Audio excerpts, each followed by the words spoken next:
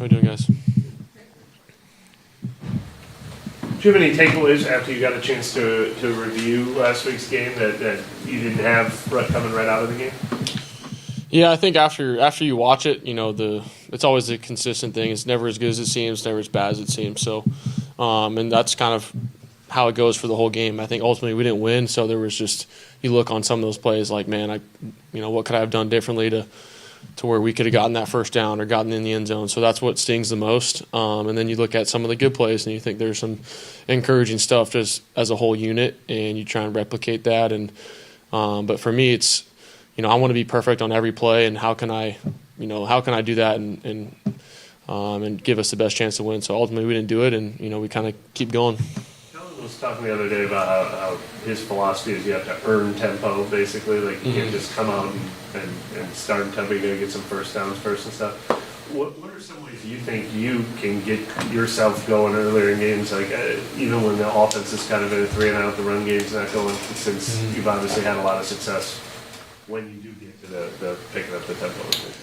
Yeah, I think just communicating to the guys continually throughout the whole week. Once we actually get to game day, like, hey, let's have a, let's get our piss out here. Let's get going. We got to get going, and ultimately it comes down to just execution. There's a third down. That's what it comes down to realistically. But I think creating that message, kind of having that juice, we can continue to do that. I think that's what I'm going to try and instill, and that starts with myself, and that starts with me being dialed. So I think ultimately, like, I agree with Kellen, we have to be able to kind of get rolling to change the tempo and to do certain things. So I think any offense is going to be successful when we do that, and I think it just comes down to the situational football, and especially against the Buccaneers, you don't want to be in third and long. Obviously, the Tampa game was like your first real exposure in the NFL. Like, how do you feel like you've grown since that point? Yeah, I feel. I mean, each game, every single week. I've said it before. I feel like I've gotten better and more and more comfortable in being able to see new things, learn from new things, different footworks here. How can I be get my eyes in the right place versus coverage, and who am I? What am I doing? And getting a feel for the receivers. I think that's kind of the fun part I like. Every single day is you're kind of learning something new about what makes them tick, and what route feel do they have. And so for me, I think it's a continual process. I think the cool part about this division is I think we have some really good teams in this division. It's a challenge every single time. So it'll definitely be good to play them again, and looking forward to it. And we got to be dialed as an offense. Yeah, 3 of the next 5 games are going to be repeat opponents that you face. Does that? Is there an eagerness to kind of get out there again? Does that affect your approach at all in terms of film study that's actually against you and that sort of thing? Yeah, I think you're obviously watching. It's nice when you're playing divisional games, you get to watch your own film again. But at the same time, this is my first time doing it to where, you're going against a divisional opponent for the second time. You're playing an opponent for the second time. So I'm sure there's going to be wrinkles. There's going to be things that we're going to have to be dialed in on. And likewise for us, we're going to have to manage our game plan. So looking forward to the challenge. And I think, we'll have a good week of prep to go out there down to Tampa. What did you think of Devon Bailey in that game in Miami, and how has he kind of helped you get developed and acclimated? I think, we were talking about in the locker room, like, he's just kind of a safety blanket, knowing he's going to catch anything you throw his way. I think he's kind of proven that, and each day he's, he kind of gains that confidence. He'll have certain days where, we'll look back and like, hey, how can we, get on time with this route, or what are you thinking here? So I think what he's so great about is just communicating wise, super smart, and then obviously you put on tape that anything you kind of put in his direction, body, out of frame, he's going to catch. So really proud of him, and I know, continually we're going to try and keep it capitalizing on that. And then on time, scramble drill, he does a really good job. So we'll keep going. When you talk about having those conversations with him, is that something you guys have been doing from the get-go, or was there a point when it wasn't happening for him quickly right away that you started spending extra time working on that?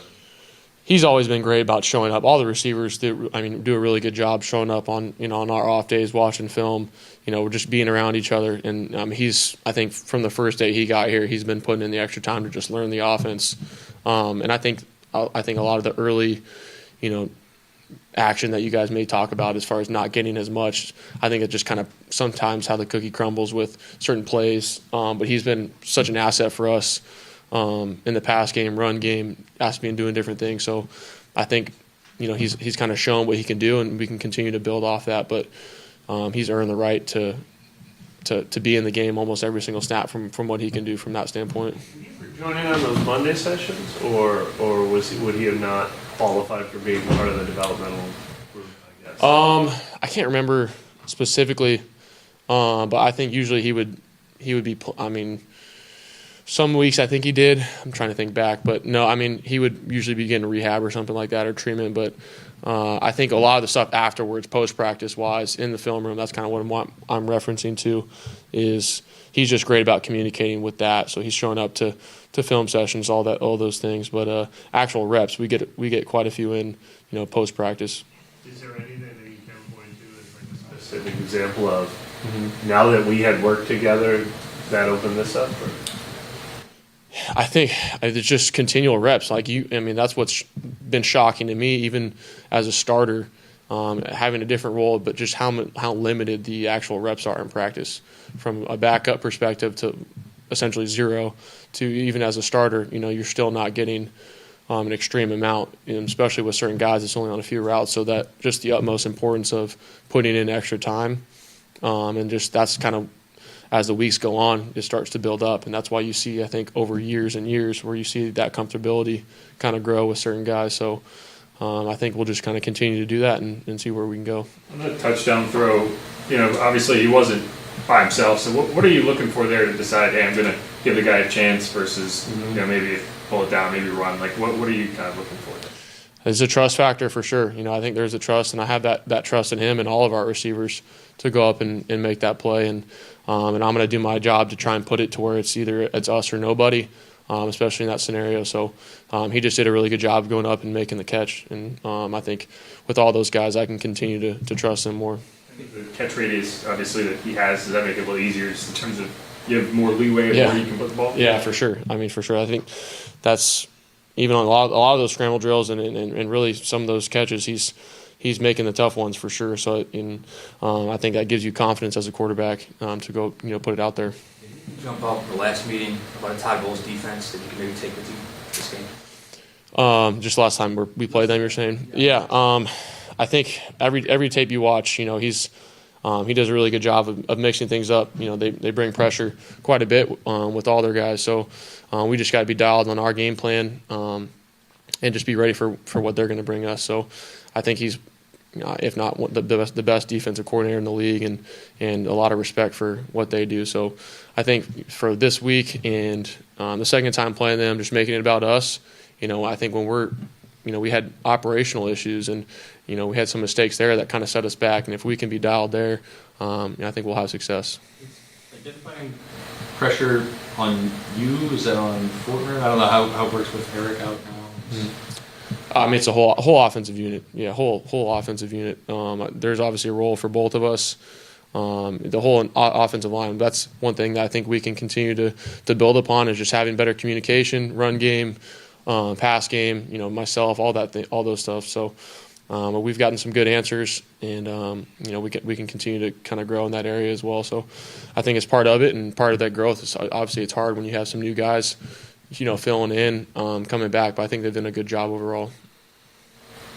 I have a way out of left field question for you. It may just be something completely irrelevant. I remember when you left Oregon, you had like Michigan and Penn State. You had a whole bunch of schools. Mm-hmm. Was Ole Miss and Kiffin, did you ever have any contact with them? And just because he's dominated the headlines here. Mm-hmm. No, I don't think so. Remember thinking back wise. I remember back in the day, it was a while ago, I talked to Ed Orgeron for a little bit. That was pretty sweet. But no, I hadn't talked to Kiffin at all. Yeah. Did you understand it? It took me a little bit on the phone. It was pretty funny. But at the time, I was like, man, that's coming from Arizona. I was like, I've never been out to Louisiana. I was like, sounds like it'd be a great place to play. And obviously, being here, I'm kind of wish I went there. But it was it all worked out though. What do you make of just as a fellow quarterback, Baker Mayfield, not only his play style, but his story as a young quarterback who, there's so much in front of you that could be adversity. It could go, ideally, it would go better for you than it went for him early in his career. But what do you think about him? How much have you followed him? Yeah, I'm a huge fan. I think just his journey it kind of pinpoints to, what I really hung my hat on throughout the whole draft process, as far as just when you face adversity in your college or NFL career. I feel like a lot of time guys come out on the other side in a positive note, and he's kind of seen it all from that standpoint of being a really high draft pick and going to different places and kind of having to bounce back. And I think for who he is as a player and who he is, like his personality, that at least that bleeds through. And I think there's some guys on our training staff, Sean Gibson, and a lot of guys that have been around him, talk about how good of a dude he is. And obviously that's something that I, try and be like every single day, just who I am, personality-wise, having fun. And also I love just watching his play style, how he can extend plays. He's tough, he's gritty. So a lot of respect for him. Obviously, as, a Saints player and being on our team, we don't really like him very much, when we're playing him. But I can really respect just his journey and something that I, obviously love to follow. I know I kind of a big picture question here, because obviously you all were officially eliminated from playoff contention, and people like Kellen have talked about looking to the future and things like that. Do you look big picture and say, hey, look, the next 5 games, I need to exclamation point this thing and let them know that I am the guy in 2026, or is it more just game by game and that'll all work itself out?